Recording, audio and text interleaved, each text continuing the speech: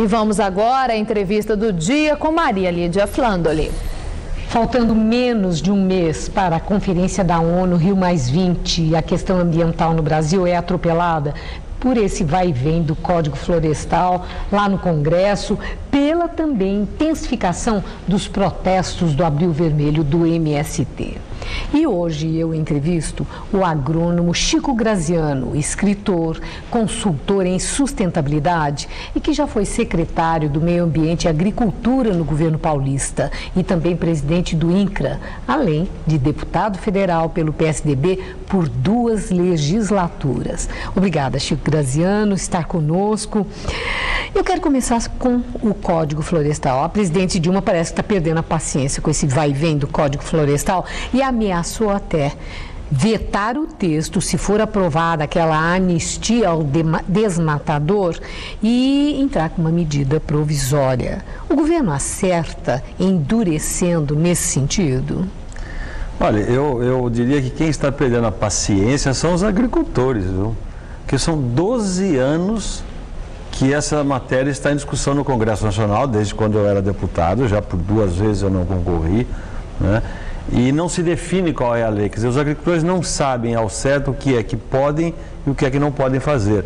E do ponto de vista dos agricultores, eles estão pensando no seguinte: qualquer decisão que seja tomada pelo Congresso, no caso agora a Câmara, é melhor do que ficar na situação que está, que é uma situação de muita insegurança, ninguém sabe direito o que pode e o que não pode fazer. E a sua expectativa, então, eu acho que, qual que é? Com essas idas e vindas, esse Código Florestal pode terminar, digamos, mutilado?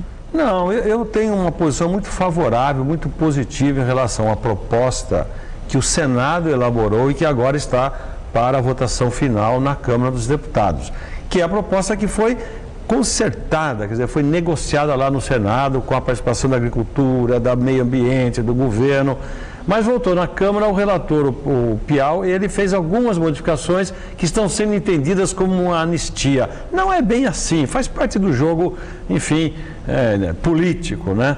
Mas qualquer que seja a decisão, é mais importante ela ser tomada do que não votar o Código Florestal e continuar essa novela. Seja ruim com ele, pior sem ele? Pior sem ele. Pior sem ele. Eu acho que do ponto de vista da legislação que o Brasil precisa, um detalhe para cá, para lá, eu estou otimista. Chico Graziano, esse é o chamado Abril Vermelho pelo movimento MST, que intensificou ocupações, várias sedes do INCRA no Brasil inteiro foram ocupadas em vários estados, fazendas continuam ocupadas, em protesto ao que eles entendem uma espécie de leniência do governo em relação à reforma agrária.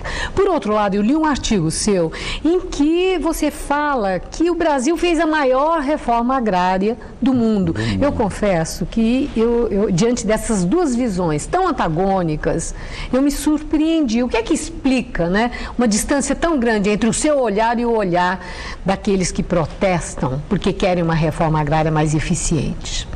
Bom, o meu olhar é o olhar de um estudioso. Eu dei os dados e os números comparando com outros países. O Brasil já distribuiu em reforma agrária 5 vezes o estado de São Paulo. Não preciso dizer mais nada. O Brasil já fez uma grande reforma agrária. Entretanto, Maria Lídia, não está conseguindo fazer funcionar os assentamentos. Então, a minha opinião, a partir desses dados, é que mais importante do que fazer novos assentamentos é você cuidar daqueles que já estão assentados. E sabe quantos são?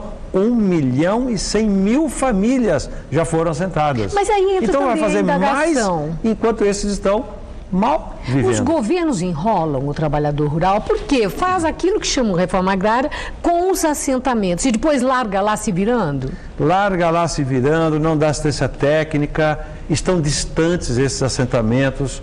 O mundo de hoje é muito mais difícil de produzir, exige muita tecnologia e um invasor de terras não necessariamente se transformará num agricultor, porque não tem qualificação para fazer isso. Então, existe uma série de problemas com a nossa reforma agrária que mais cauteloso seria dar qualidade do que continuar investindo em quantidade. Quantidade não leva a nada. É bom para o MST, que ele se aproveita das verbas que vão para os assentamentos, mas para o país, não sei. Bom, nós estamos às vésperas da Rio+20 E a ONU garante que 135 chefes de Estado vão comparecer, mas tem muita gente receando que a Rio+20 seja um grande fiasco. Qual é a sua expectativa? Eu não tenho expectativa positiva sobre a Rio+20 do ponto de vista dos resultados ambientais. Porque o que aconteceu na Rio+20? Como ela vai tratar da sustentabilidade, ela virou, eu escrevi sobre isso, um X-tudo. Tudo vai ser discutido.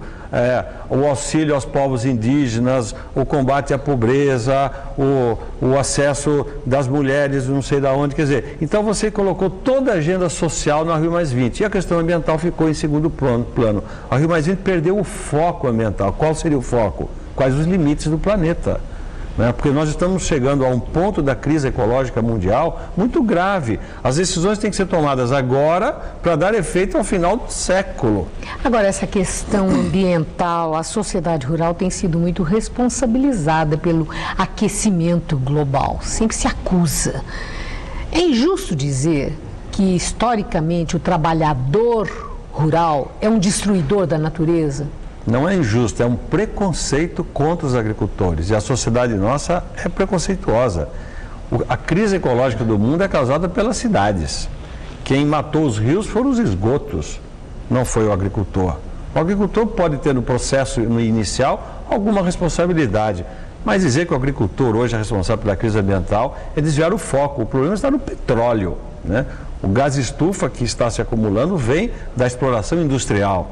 Coitado do agricultor. O agricultor garante a comida do povo e ainda é culpado pela crise ambiental do mundo. É um pouco preconceituoso demais. Para encerrar, Chico Graziano, ano eleitoral, candidatos a prefeito aí fazendo muitas promessas para dar um jeito em São Paulo.